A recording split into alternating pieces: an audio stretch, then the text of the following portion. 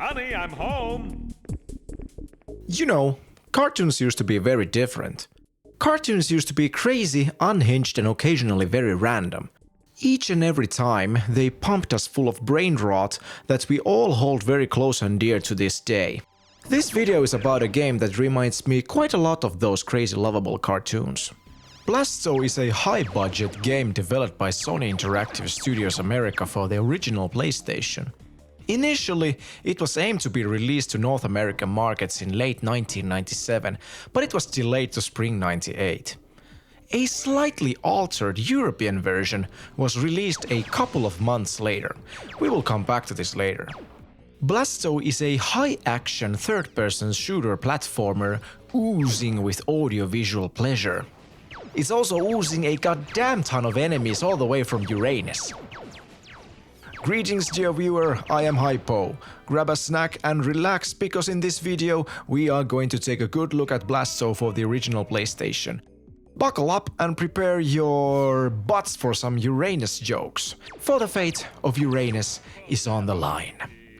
So, how was it?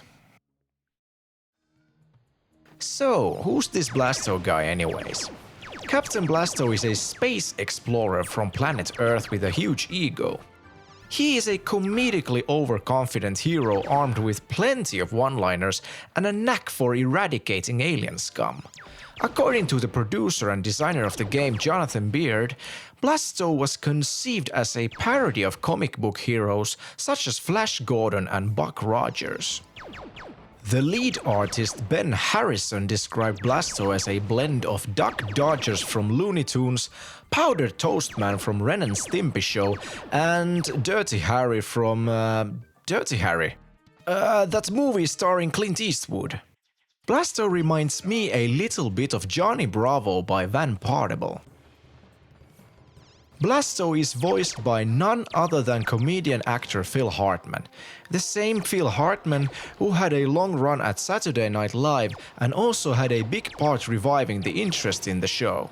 He has also voiced many unforgettable characters such as Troy McClure and Lionel Hutz from The Simpsons.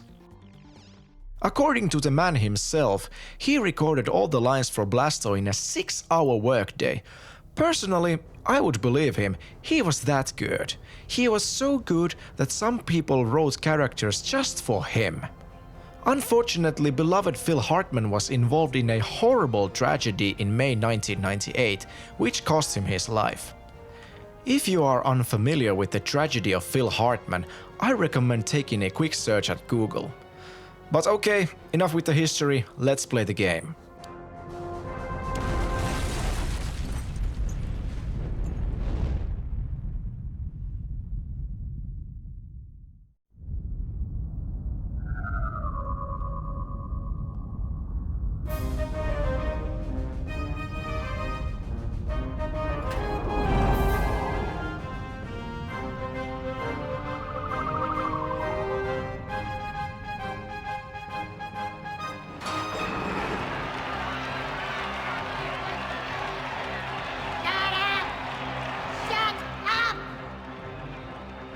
Devoted legions of terror, the time is finally upon us. Long have the humans sat fat and safe on their shiny blue planet, while we, the one true master race of the universe, banished to this hellhole they call the fifth dimension. Well, now it's payback time. Shut up! Shut up! Shut up! Using our pan-dimensional crossing machine, we will punch a hole through the space-time continuum. And through this glorious galactic gateway, my beautiful hordes will flow like a poison river, establishing a bridgehead on Uranus. Woe, I say! Woe to the fool who stands in our way!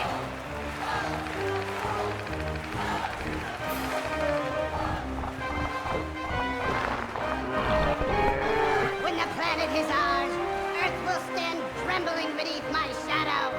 No one will be able to save them. I will enslave their women, eat their children, and violate their cattle. Nothing will stop me from claiming my rightful place as the one true ruler of the universe. I, Bosc the Terrible, shall reign supreme!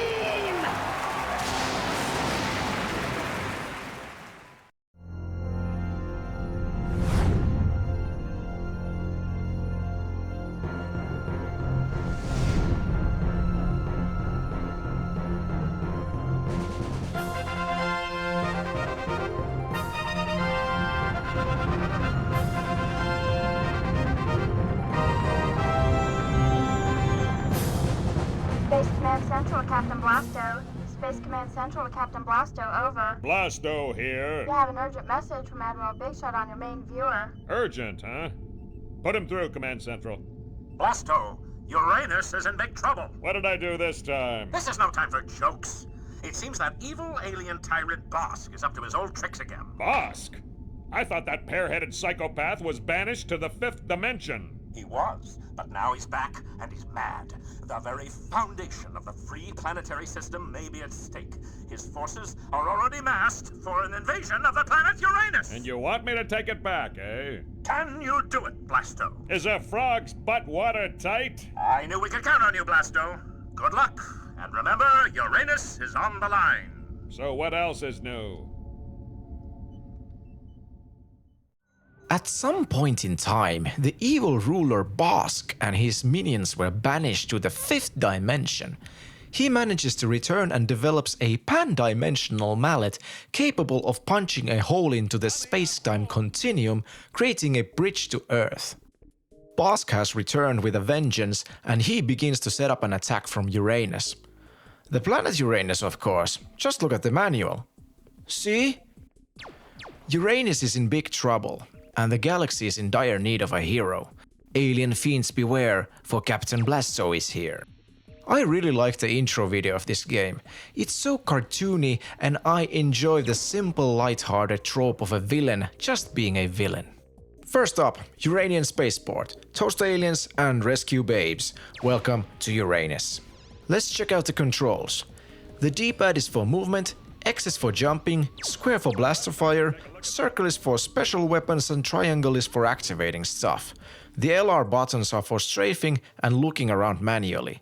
The feeling overall is a bit stiff, and it will take a while to get used to.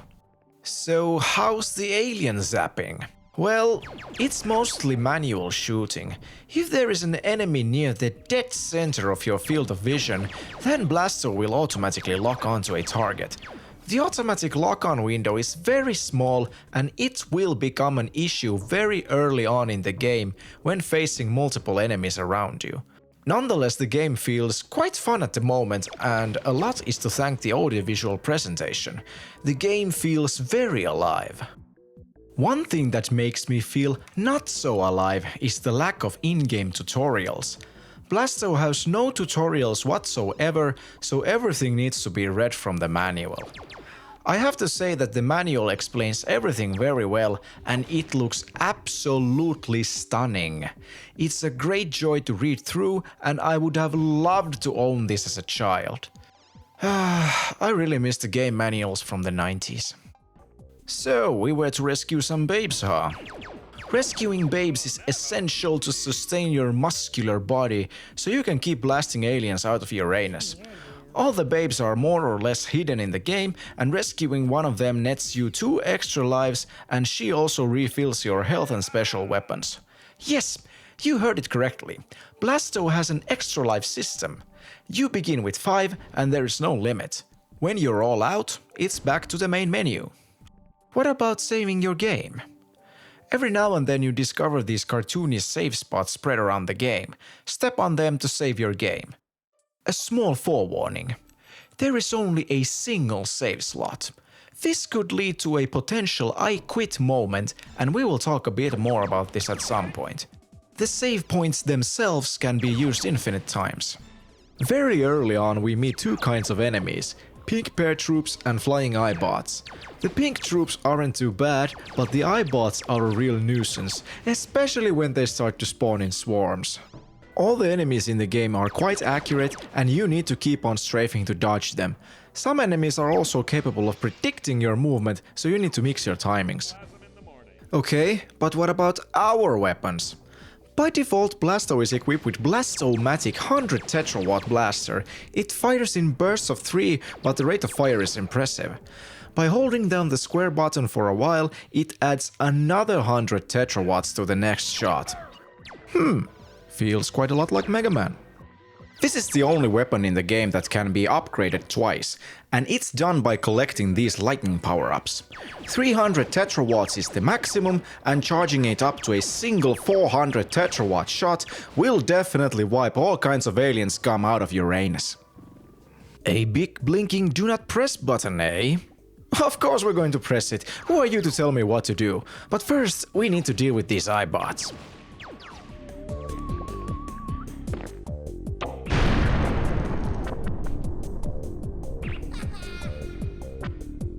Well, it did say do not press. Next level, we need to find a teleporter off the spaceport. This game follows a simple idea of exploring the map to find buttons that unlock new routes. The locked gates, doors, and archways are usually numbered, and to open them, you need to find the matching numbered button somewhere in the level. This means that there's a lot of backtracking to be done. To ease the navigation, this game has a map system. These blinking platforms reveal some parts of the map. By pressing the select button, you can check your position anytime in the map. This game is filled with secrets and some of them are very creative. Here we discover a pink trooper with a newspaper. Let's follow him a while and see what will happen.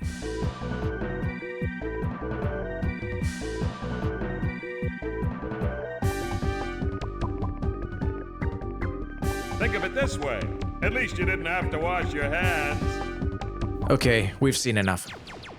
It's a very cool secret in my opinion, but to be honest, figuring out these kinds of secrets is very hard because most of the time you're going to be zapping the aliens instantly when they spawn.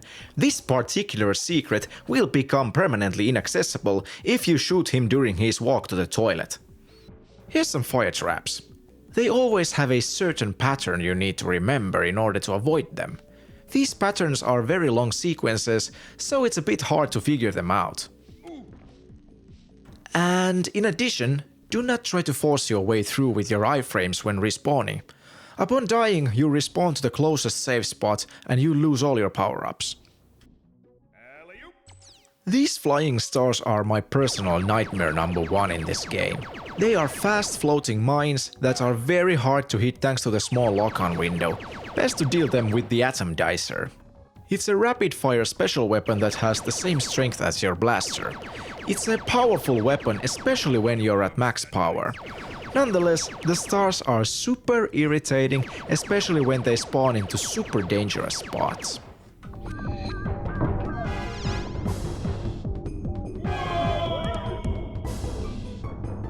So, are there any healing items in this game?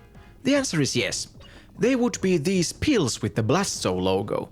There are 3 kinds of pills. Green ones restore half of your health, blue ones are a full restore, and the red ones actually overheal you all the way to 150. This is the teleporter we needed to find. It's right across these moving platforms. It's a very dangerous part, so we need to focus. And the stars are back. No, thank you. Next up, the Uranian Dunes? What's this sudden change of environment? I just stepped on a normal looking teleporter and now I'm already in the desert. I know that the game was talking about finding a teleporter out of the spaceport, but it definitely feels like something is missing. This is the point where the European and North American versions differ. Let's go off on a small tangent. By default, all PlayStation 1 consoles are region locked. There were 3 official regions: PAL for Europe, NTSC-U for the Americas, and NTSC-J for Japan. This meant that a North American PlayStation could only play NTSCU labeled games. This also meant that some of the games may have not been available in your region. For example, Armored Core Master of Arena was never released in Europe, and therefore European consoles were unable to play the game if you somehow managed to get a copy of this game back in the 90s. Of course, there were ways to mod the PS1 so we could play games from different regions. No matter the region, the games were usually identical in content, but there were small differences. Let's check few examples. In the first Crash Bandicoot, Papu Papu actually had more hit points in the Japanese version. Biohazard 2, the Japanese version of Resident Evil 2, had less enemies, and in addition, you took less damage when under 50% health. So how is Blasto related to this regional stuff? Well, due to multilinguality of Europe, the PAL version of Blasto had to include more language options in addition to English. This means that adding languages will take more space in the disc. Blasto utilized the allowed disk space to the fullest, and therefore there had to be made adjustments to the PAL version. So, due to limitations in disk space and a need for more language options, the PAL version does not include the intended third level. This means that we'll boot up the American version to see the game how it was meant to be. So from now on, we're playing the NA version, also known as the NTSCU version. Instantly you might witness another major difference: the speed of the game. This is due to television standards in the old times. The NTSC television standard was 60 Hz 60 frames per second, and the PAL standard was 50 Hz 50 frames per second. This meant that the PAL region had less frames per second and therefore slower gameplay. The PAL version also had a slightly wider resolution, but enough with the technical mumbo jumbo and let's check out that missing level already. Sweet! Okay, here's the third level in the Uranian Spaceport. Our main objective is to find an escape pod out of here. It's a much larger level compared to the previous two. There are a lot of different levels of elevation, and that causes problems with the map system.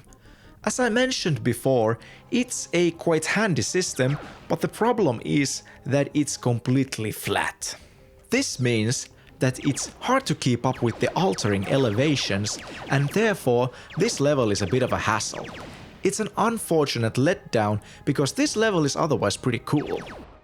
I really like the sound in the game. Everything feels so responsive. The game even has a dynamic soundtrack, and back then this was very uncommon. A couple of examples come to my mind: Soul Reaver, Crash Team Racing, and Siphon Filter. Speaking of Siphon Filter, the soundtrack of Blasto is composed by Chuck Dowd, who also did the score for the Siphon Filter trilogy. Nowadays, Chuck is the director of music at Sony Computer Entertainment America, so he's doing pretty well. The game overall looks very impressive. Instead of texture mapping, Blasto utilized vertex lighting, which at the time was very time-consuming to make. This led to time problems during the development, so the team eventually asked Sony for more resources. Sony obliged, and the Blasto team got more artists from the other teams. In addition, none of the stock PlayStation libraries were used in this game. Everything was built from zero, and that makes this game look special.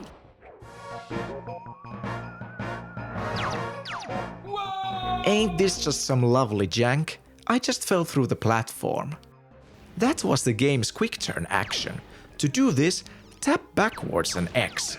It's an incredibly dangerous move to perform, especially on small platforms, but this is the only quick turn we have. Imagine battling enemies from all directions, and this is your fastest way to turn around. Yeah, not a very practical backflip to me. This level is pretty tough already. This is just the third level, and I can feel the difficulty spiking up.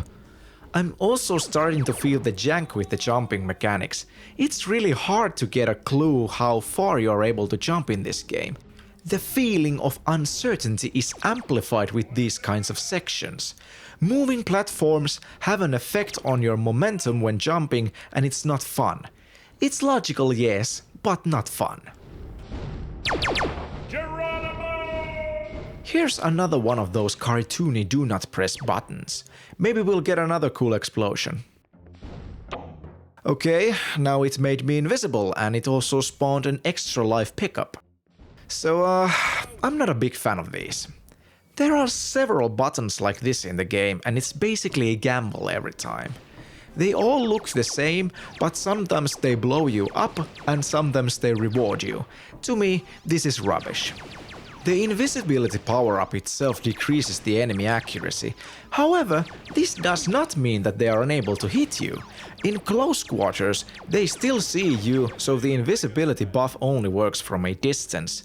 With larger waves of enemies, the invisibility can be a liability because it's harder to predict the enemy projectiles when the enemy starts shooting randomly. Here's one of those red blinking buttons. This time it's big head mode, so it's not always a toss between life and death, but still it's not fun to me. Eventually, we reach a teleporter which takes us to a secluded platform. This is the first boss of the game. It's an angry tentacle monster from Uranus. It shoots relatively slow projectiles, and sometimes it lobs 2 timed mines to the platform. These mines deal a great deal of damage. The only way to damage the boss is to shoot its mouth to make it spin around, and then you need to time your shots to hit its 2 weak points on its sides. Due to the travel time of Blasto's projectiles, it isn't too easy. If you're able to get to this boss with a fully upgraded blaster, this boss is potentially very quick to beat. Unfortunately, I die very early in this boss, so I have to use the basic blaster. Defeating the boss allows us to unlock the path to the escape pod. Here's another funky secret behind the button unlocking the exit. There are few secrets like this where you have to spot some invisible platforms. This is also a rare secret because there's a hidden save point. Normally they are not hidden behind secrets. Time to backtrack to the exit point. It's a small platforming section with eyebot swarms. And what's this? No enemies are remaining. If you manage to kill all the enemies inside the level, you are awarded with a single extra life. So, how many aliens did I toast? 191. Holy hell, that's a lot. Let's hop onto that escape pod. An E-Pod escape vehicle. Cool. I hope that thing takes quarters.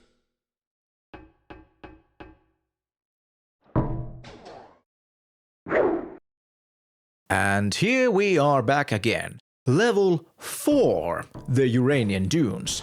Duel with Sheik Drog, the Casbah. Hit the music.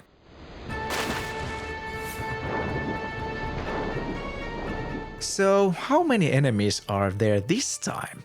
Holy sweet fires of Uranus, look at the amount of enemies in the level! 280! This game has an obscene amount of enemies, and the vast majority of them are not present in the map until you come into a trigger of some sort. When you hit the trigger, prepare your anus for swarms of enemies spawning around you. The enemy placements are very unfair, and it is just plain impossible to avoid enemy fire even when you're familiar with the game. The enemies around here are a bit different. Instead of the paratroops, we have Uranian nomads. These green guys feel very much the same as the paratroops. The eyebots are gone too. These new flyers are known as lesser spotted Zargon jelly beans. I'm not making this up. They are much more dangerous than the eyebots, but they work exactly the same. Unsurprisingly, the Uranian Dunes is a desert level. It's much more open compared to the spaceport, so the combat is a bit more manageable here because you have much more room to strafe around. In terms of combat, the Dunes are an easier level compared to the previous one. To my horror, the stars are back. Now there is a tower that spawns infinite flying stars. My fully upgraded blaster shots are not working against it. Even the atomizer is not working, so what do I do? There is a Lokenburn heat-seek weapon close by. It is a powerful homing missile weapon, and with it, I'm able to destroy the tower. These towers can only be damaged with certain special weapons. Shooting it with a charged blaster shot works too if you're out of special weapons. These goddamn stars are evil incarnate. So what about the other special weapons? There are plenty in this game and all of them are useful. This is the flamethrower Crispy 500. To me, this is the least useful special weapon in the game because it's a close range weapon, and in close ranges, the enemies are most accurate. It can deal with those star-spitting towers very well, but remember not to touch the enemies. Blasto is one of those games where touching an enemy deals damage to you. These towers are special because they will instantly kill you upon touching them. This is most likely because they move up and down, so you would not be able to cheese them by going on top of them. Here's a special pillar with a picture of an ant. We need to find a button to unlock it. And speaking of ants, here are the Uranian red ants. A very dangerous enemy up close, armed with 2 blasters, so keep your distance and strafe around their blaster fire. The Uranian Dunes is a bit boring level. It's so large and open, so sometimes it feels a bit dead and barren, compared to the spaceport, which felt very alive. Naturally, there are a lot of cheap swarms of enemies on small platforms, but mostly it's just sand and occasional nomads and ants. Here's the button to unlock the ant pillar. Let's try to find that pillar again. This is not an easy task, because the dunes are suffering from the same map issue as the 3rd level, so the map feels nearly useless here. Okay, here we are, the Uranian caves. I wonder who's this evil necromancer Ant Bob. This place is an ant hive, so get your blaster hot for ant zapping. There are plenty, so you're going to have your hands full of work. It's not so memorable level to me. I'm starting to miss the spaceport because this isn't particularly fun. The platforming in this level revolves around these up and down moving platforms, which are very hard to land on. You have to do a lot of time jumping all the way from the edge of the platform. These kinds of jumps are butt clenchers, or should I say Uranus clenchers. In this level we also realize that you have to tank quite a lot of damage because you cannot strafe on these small platforms without falling to your death. This is a common thing in this game and it feels frustrating, so better get used to burning some extra lives every now and then. This is Bob, the evil ant necromancer. He's a randomly teleporting sub-boss that can only be damaged with certain special weapons and charged blaster shots. This boss can take a while if you're on default weapons. Zap Bob's head off and proceed to a chasm with swarms of enemies and button number 3. I wonder where's button number 2 because we've only found number 1. This is a major problem in the desert levels. It's very easy to find buttons out of the intended order and it's confusing. The Uranian Dunes works like a huge hub that is the beginning and the end of the desert section. There are 4 buttons you need to find in order to finish the dunes. They are located in 3 different levels, the dunes and the 2 other levels connected to it. More of these towers again. Okay, now there's 2 towers accompanied by ants. Yep, screw this, I'm not going to stay here, so I'm out. This game is just plain ridiculous. Okay, back at the dunes. This time we discover a blue chicken. Get this, the chicken is called KFC. I'm not joking, take a look, it's in the manual. The KFC usage is very underutilized in this game, and this is the only part where you're going to be riding it. It can jump farther than Blasto, so we needed to cross a large ravine. There's only a babe on the other side, so the KFC part is completely optional. That's a bummer, but the extra lives will come handy. Okay, the platforming is getting harder. Now we need to predict the timings of the rising platforms. No rushing or prepare to say goodbye to your extra lives. Eventually, we come across a pool of water. Press the button to open the steel grating. This opens the way to the next level. Take a swim to the depths of Uranus. I wonder how many bad Uranus jokes I'm able to fit in this video. The depths is a rather short level connected to the dunes. At this level you're mostly traveling underwater, so how's the swimming in this game? It's okay in my opinion. Hold the X button to swim forwards, and otherwise it's the same Blasto without janky jumping. The paratroops are back, and this time it's their Aqua division. They are ridiculously accurate with their harpoon guns, so blast them down ASAP. Occasionally, you also meet piranhas that are more of a nuisance than a danger. The real danger is the red floating mines spread across the waters, and you cannot shoot them. Only way to destroy them is to move closer to them to trigger them and then swim away. Here, the best course of action is just to keep swimming forwards. And here's button number 4. We're still missing that number 2 though. Every now and then Blasto needs some air, so swim to the surface or try to find these air bubbles underwater to refill the oxygen meter. And that's it for the depths. Back at the dunes again, and we're still missing that number 2 button. Where could it be? I take revisits back to the ant caves and to the depths, and I find absolutely nothing. The button number 2 is actually hidden behind a tight corner in the dunes. I've run past it so many times. God damn it, it was hidden very well. Well, time to finally finish the level. In the end, we face the Sheik of the Nomads.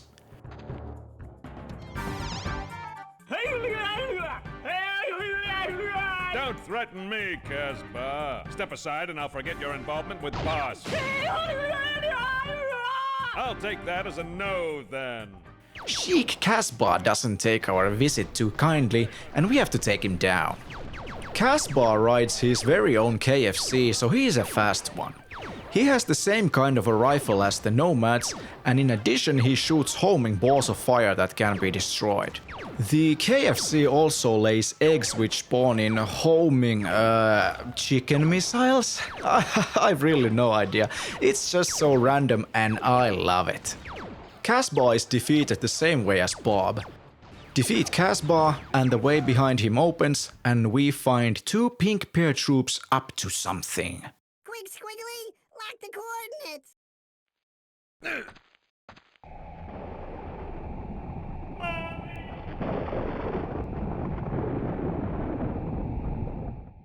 Level number 7. The Alienville. It would seem that we've stumbled upon a portal that took us to the homeworld of our alien invaders. It's a simple but not an easy level where we have to find a jetpack hidden somewhere. This level is mostly about crossing these tube sections where you are to evade rotating spike traps and spinning propellers. We are not allowed to touch the walls or floors in the tubes because they will burn Blasto to crisp. At the end of each tube, we have a much more open area that has waves of aliens to deal with. This is a level where the pink troops are replaced with orange ones. They are the middle tier troops, which are tankier and are capable of dealing greater amounts of damage. And in addition, some of these orange troops charge their blast so that they are able to kill you with a single shot. The charge up itself can be interrupted just by shooting the charging one, but it isn't always as simple as it sounds. Sometimes these charging ones spawn behind you for a free cheap shot, so caution is advised. We also meet the alien hoverboard division and pair attack saucers. The saucers are sub-bosses that can be defeated the same way as Bob and Casbah. This one's an invincibility power-up. Blasto turns gold and you are absolutely immune to everything except falling to your death. It lasts about 30 seconds or so and it allows us to gather power-ups on top of hazards. Here we got some goodies spawned on a river of lava. There's something about these spawning power-ups I want to talk about. These very power-ups on the lava spawn whenever we meet a certain wave of enemies in this gauntlet of orange troops, attack saucers and hoverboarders.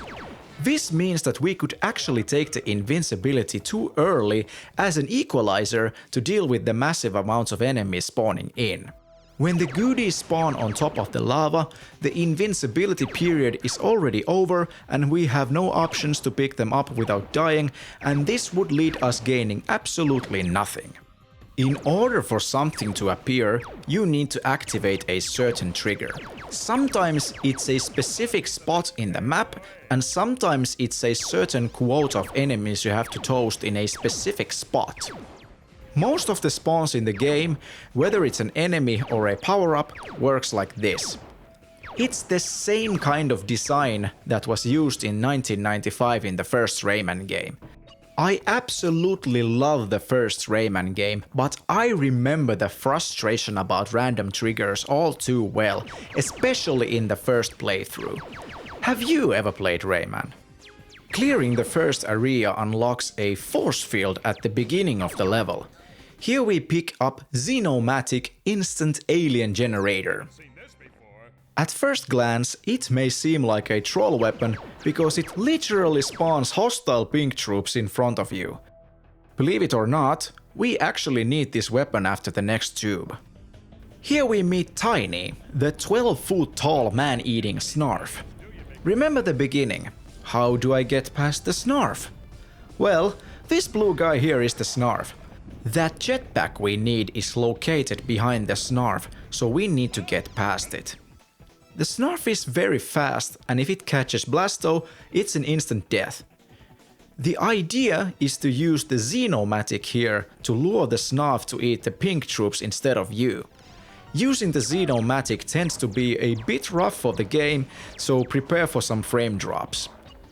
The jetpack is guarded by a red trooper. They are the toughest bear troops in the game and are feared throughout the galaxy. Fitting description because these guys are a major threat. The jetpack allows us to reach many new places we weren't able to reach before. Luckily you won't lose it upon dying, so you don't have to deal with the Snarf again.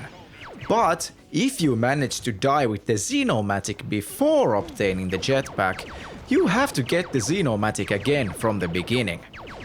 We also discover a new special weapon, a Chilco 350 Ice Blaster.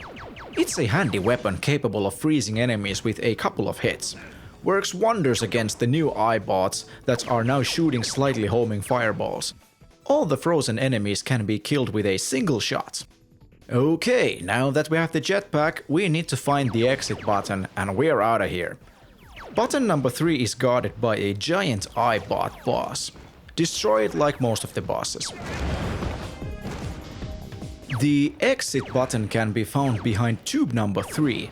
It's another open area with a lot of aliens. Door number 4 is closed and it says Funk Hut. I definitely want to open it now.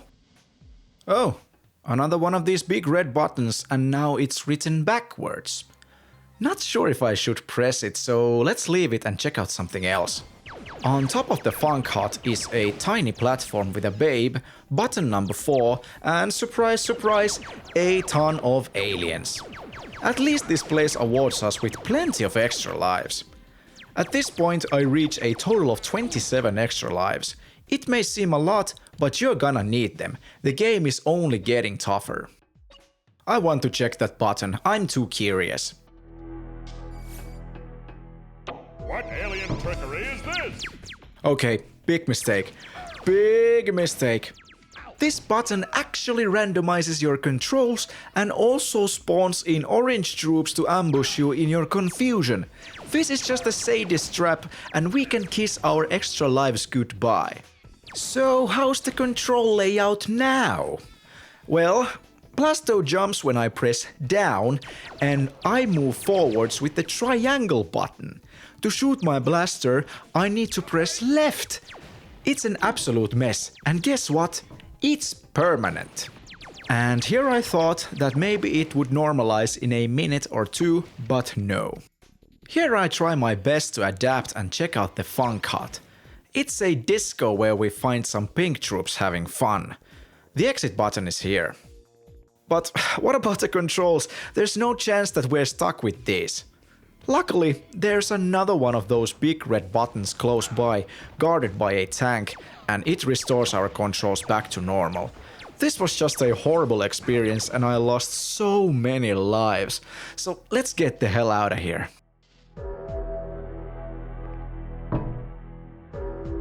Next up, the Spire Maze. The name itself sounds already very intimidating. A maze. Oh boy.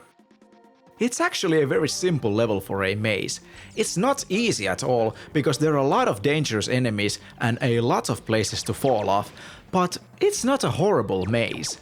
It's true that most of the places look the same, but to be honest, there are not many branching paths to get lost. Also, you kinda get the feeling that you're going to the right way if there's hordes of enemies spawning in. This is a level where I found the in-game map to be the most useful. A new thing in this place are the rotating rock formations. You need to shoot them to make them rotate the way you want. They're a bit janky because your blaster's power level actually has a factor in how much the rocks rotate, but this is manageable. I have a feeling that we're closing to the end of the game, because we're witnessing an increased amount of those red troops. The game is also throwing in more of those star spawning towers along other types of aliens, and it's really hard to survive. The number of enemies in total is yet again over 200, so prepare yourself.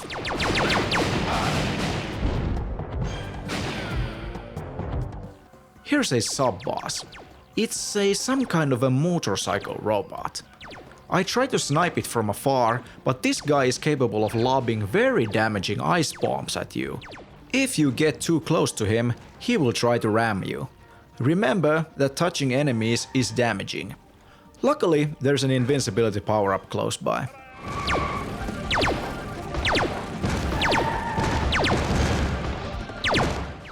After the sub-boss, it's just few minutes of climbing up towards the end.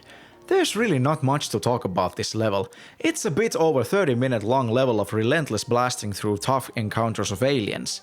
It offers us little to nothing new, and it serves as a bridge to the final level of the game. The end is near.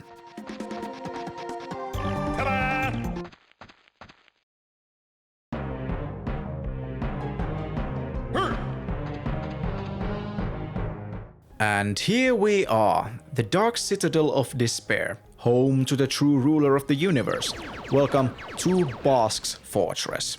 From here on, it's do or die. Prepare to meet only the toughest and most irritating enemies in the game. The difficulty spike is a straight brick wall, and this level is absolutely no joke. So no more Mr. Nice Guy, time to kick Bosc and his minions out of Uranus. Bosc's fortress utilizes everything you've learned in the game. Very early on, the level reminds you of the use of the Xenomatic. It's a very needed weapon to progress in the level. Here we are to spawn an alien to press a button beyond a lava pit. There are not many hints about this, so you have to do some thinking. The only hints you're getting is the alien head symbol near the button, and the needed Xenomatic weapon is spawning infinitely close by. This level works like the Uranian Dunes. The fortress itself works like a hub, and it's connected to two different levels. Exploring these connected levels unlocks new paths in the fortress that ultimately lead to the final boss. First up is the Alien Ruins. The Lost Temple of... what? Okay, find the sewers. It's a goddamn crazy level, absolutely one of the toughest levels in the game. Tough enemies and tough platforming. The jellies from the dunes are upgraded, and we also meet the evil black creatures with spooky red eyes. No, really. Check the manual again, my friend. It's a level reminding me of the ant caves, except it's much larger and much more dangerous. I lose a ton of lives here, and I'm forced to load my game very many times. Luckily, there's a fair amount of save points that are easy to come by, so it's just a matter of time until we are beating this. The number of enemies is yet again just insane, and it's a real battle of survival against an endless barrage of those evil creatures. In this level, we also meet Bosc's elite guard. They work like the bosses in the game, so they can only be killed with certain special weapons or charged blasts. The true danger of the elite guards is when they are accompanied by other enemies. Okay, there's the button number 1, so let's go get it.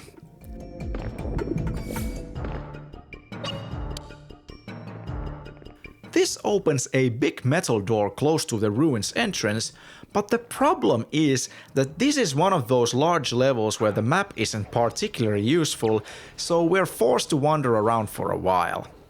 While wandering around, we discover button number 2. Too bad it's just a button that unlocks a way to the babe. Well, more extra lives never hurt. Thank you. Say, you're swell. Eventually we reach a cavern with a door that has number 3 on it. So, another door to open. I would really like this level to be over. The button number 3 is hidden behind a random corner and it's guarded very well with jellies, elite guards and evil creatures. Time to head to the door number 3. The missile launcher is a pretty handy weapon. By holding down the circle button, we can target multiple enemies with a single missile.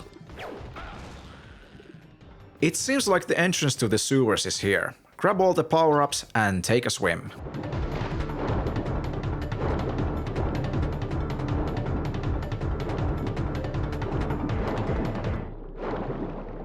Level 11, the sewers, is unsurprisingly a water level. This level is all about managing your oxygen meter and avoiding the red floating mines. It's the shortest level in the game, but it's also a maze and a real ball buster because the alien Aqua division is back and also upgraded to the red troops. Deadly accuracy and deadly amounts of damage incoming. The map is yet again very useless here, so you need to navigate by looking at the letters and numbers on the walls. The goal is to find button number 4 to unlock another path to the alien ruins at the fortress level. When you have the door number 4 open, a way out of the sewers is also open. It's an incredibly tough and confusing level, but I think a veteran in the game would be able to beat the level under 5 minutes or so. Next up is a very short trip through the fortress. Time to blast some aliens guarding the next part. And yet again I need the Xenomatic, so time to go and get it again. A bummer that I have to part ways with the Ice Blaster because it's pretty good. The unfortunate thing with special weapons is that you can only have one at a time, so the previous one is always replaced by a new one. The special weapons are very powerful, so you really want to get to use them as much as possible. The sewers unlock the alternative path to the ruins. This is level number 12. An old friend guards the final switch. I wonder who that is. Now that's a really small platform to place a save point. Whoops.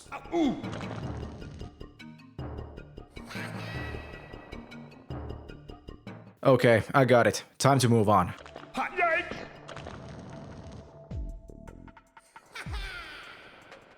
It's just like the previous ruins. Toughest enemies and toughest platforming, so get your A-game on. Here's a babe on a small platform guarded by an elite guard. When I try to reach her, this happens. This is just stupid.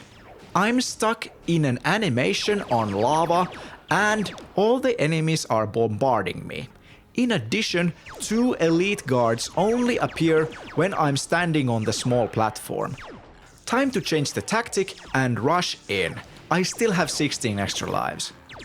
On the other hand, I really appreciate the enemy animations because zapping heads off from the aliens is pretty fun and it looks impressive. It's also very graphic, and to me, it's baffling that this game had an ESRB rating for teens. Okay, I can see a button over there, just don't get hit! Holy hell, it's tough! Blasto is tough as nails game, and I really cannot remember playing a game as tough as this for a while.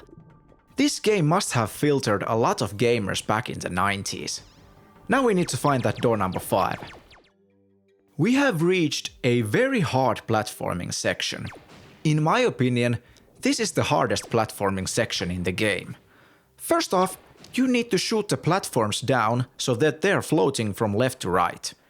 There are two problems. One, the platforms move very fast. And two, you have to beat the section in a one go because dying sends you back to the beginning of this part.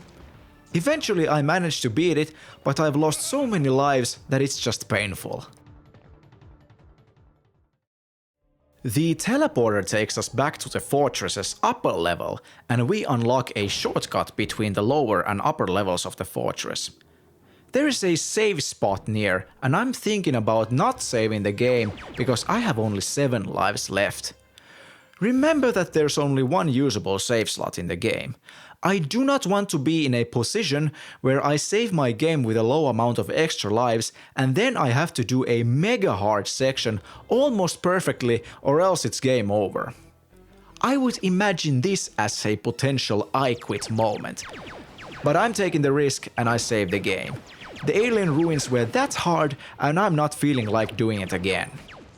There's door number 6 already.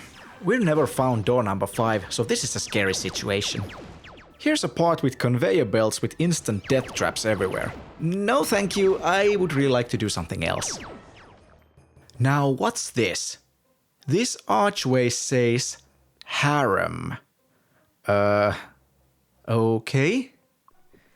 There's a heart-shaped door that is locked. I guess we'll open this later on. Next to the harem are quite a lot of colored boxes, so let's deal with them and check out what's up there. Well, what do you know? 2 elite guards guarding something. Let's check it out. The Fission one-shot Mega Blast, guaranteed to cut through anything this side of Xantax 5. You heard the man. This is Fission one-shot Mega Blast. It's the most powerful weapon in the game, and it works just as its name implies. It's a special weapon that is capable of deleting anything with a single shot. Well, not exactly anything. It cannot one-shot bosses, but any normal enemy is completely vaporized from the face of the galaxy. There's nothing else to see here, so I guess I do need to take a look at those conveyor belts. It's an obvious trap with iBots and elite guards watching over a babe. Well, at least I got to test out the fission. But there's a problem. What are we supposed to do now? The harem door is closed and there's nothing else to be discovered. Apparently the fission weapon can be obtained infinitely, so there has to be something related to it. This suspicion proves to be true. We need to take this weapon to the level 12 version of the alien ruins. There is a certain place that we have not discovered yet. Remember this. An old friend guards the final switch. That friend is the Snarf and he has been relocated here. We need to bring the Fission one-shot Mega Blast weapon all the way to the Snarf and remove him out of the way. All this has to be done without dying, because death means losing all plaster power-ups and special weapons, including Fission. So here we are. Time to wipe the Snarf off Uranus. And that's it. The Snarf was guarding a babe and button number 6. Now we are able to open that door in the fortress. Door number 6 unlocks the way to the last gauntlet in the game. It's a rather linear part where you have to travel through some conveyor belts and some parts with swarms of enemies. There's also a rather open room with 2 elite guards and a few iBots. This is an entrance to a special secret area of this game. Yet again, you need the Xenomatic weapon here. There are 2 platforms, one on the left and one on the right, that you need to place an alien on. When you've done this, a platform in the middle lowers enough so you can jump on it. Then, toast both of the aliens you spawned in to raise the platform back up. And here we meet a familiar face. I'm alive! Who the heck are you? Blasto, you moron! Don't you recognize me? I'm you! Come to think of it, there is something in the way you fill out those tights. I am your dark side, Blasto. The side that stepped on snails as a child. The side that takes secret pleasure in genocide. The side that no longer needs you. Prepare to meet your doom, Blasto. Hold it right there, you dark, evil, good-looking swine. This is the evil Blasto clone. He is the secret boss of the game. He is a cool boss because he, unsurprisingly, is just like you. He also collects the same power-ups as you have collected during the game. Unfortunately, the evil Blasto is a very easy boss, and defeating him awards us plenty of extra lives and also unlocks a special hub from which you can access every single level in the game. This is a neat addition because this allows you to go back to previous levels to save babes and collect resources you have missed. Let's finish that gauntlet we were supposed to. It's just rotating platforms and swarms of enemies. It doesn't take a long time to reach the epic finale.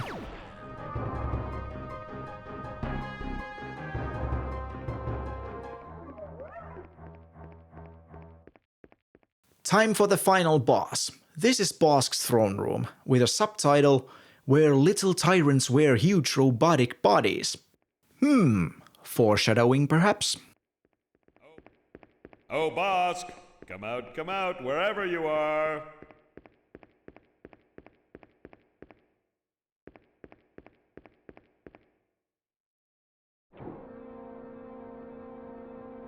Ah, Blasto, I've been expecting you. Bosc, you pear-headed little freak. I've come to take you in. Now, Blasto, where are your manners? I've come to take you in. Police! Quit the fancy talk, Bosc. It doesn't impress me any. I'm taking you back with me to Space Command Central, where you'll be tried for crimes against the galaxy. I don't think so, Blasto. But nice try anyway. What? Bosc is surprisingly easy boss. There are 2 phases, and the first one has 0 immunities to weapons, so it's just a matter of time until the 300 tetrawatt blaster forces Bosc to separate the head part from the torso.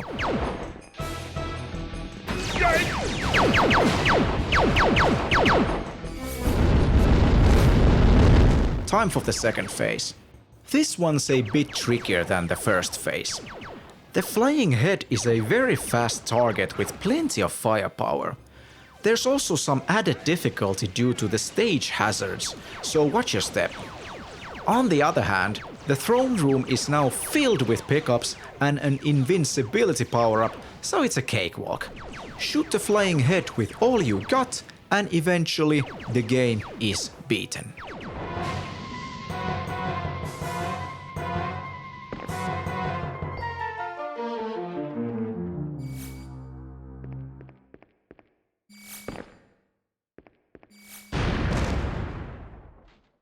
This is the end, Bosc. No alien horde, no robotic costume, just you and me. Have mercy, Blasto. I have money. Riches beyond your wildest dreams. Help me. Together we can rule the universe. Don't waste your breath, Bosc. There isn't enough money in the galaxy to buy me. I have women. The largest harem this side of Zantax 5. All eager to do your bidding. The largest in the galaxy, eh? No, you twisted little swine! I'm Captain Blasto, protector and hero to women, not master and jailer! Very well. Have it your way, then. But if I'm going down, you're coming with me! What the? Darn you, Bosc! What did you just do? A failsafe, Blasto! I'm an evil tyrant, remember? You think I wouldn't have this place rigged to blow? Blow? That's right, Blasto. Explode. You have about 2 minutes to get out of here before the whole place is turned to atoms! Why, you little... Ha! All this practice, and your aim still sucks, Captain Butthead! What? What? No! I'd love to stay and chat, Bosc, but I've got to find a way off this rock real fast!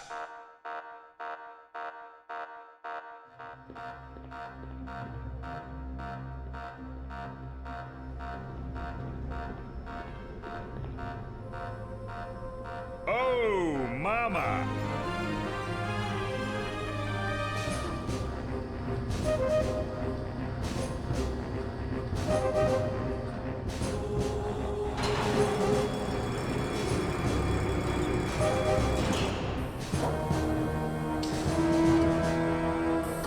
This has gotta do something.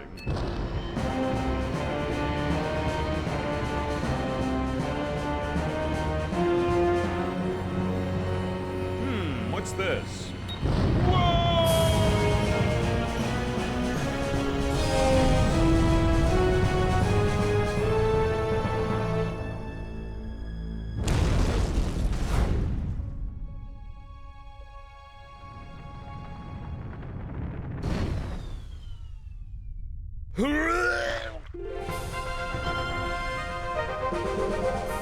Blasto to Space Command Central. Come in, Space Command Central.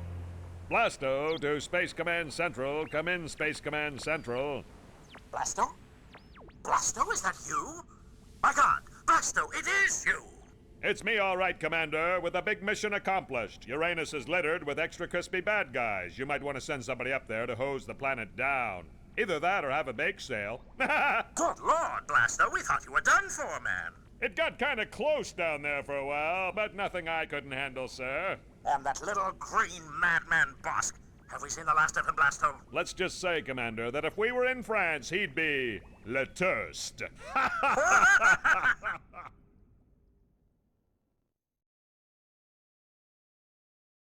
So, how was it? Blasto is an unbelievably hard game with an infinite amount of charm and charisma. It's an absolute audio-visual pleasure, full of personality and character. There is really none alike Blasto. It's such a shame that this game is plagued with severe problems in a couple of areas. Blasto is a third-person shooter platformer that unfortunately falls flat with both shooting and platforming. So much could be achieved if there were improvements in jumping and aiming. I really wish the jumping would be more precise and the lock-on window would be larger. These two things would already make the gameplay much more bearable. Another severe problem lies within the blatant sadism with the enemy encounters. It doesn't take too long to get a feeling that the game only wants you dead. To me, this feeling already crept in at the third spaceport level, and it was really surprising how hard the game could get from there. It's really all gas, no brakes in terms of enemy encounters.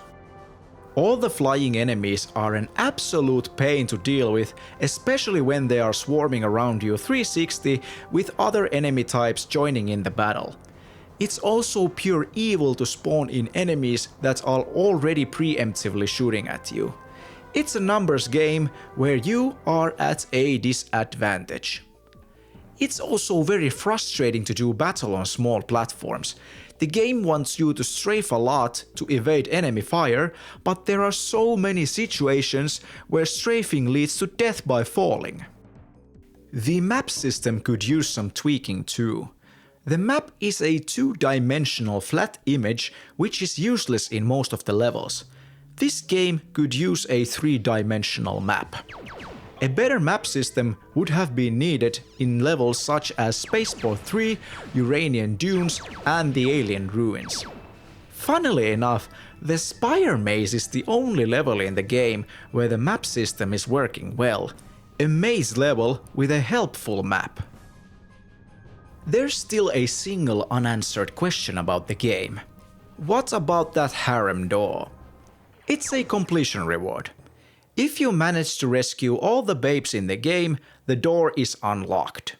This unlocks a special sequence which leads you to play the rest of the game with Blasto only wearing his underwear.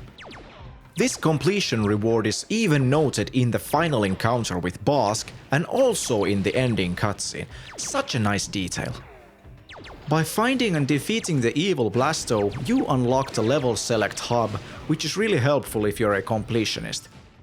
Completion also unlocks several other things, such as the Babe Gallery and a couple of extra skins for Blasto. To me, Blasto is a very flawed gem, affected by its over 2-year-long development process. In the PlayStation 1 era, this was considered very lengthy. The expectations were set ultra high, and you can really see, hear and feel it in every aspect. The development process was also riddled with staff burnouts, and in addition, the original producer of the game, David Poe, unexpectedly passed away mid-development, which led Jonathan Beard stepping in as the producer. Playing through Blasto left me a bit sad. Even with all the horrifying issues in the game, I really love this game. I have a weird love-hate relationship with the game. In addition, I'm not really sure if I'd want to beat the game again or go for completion.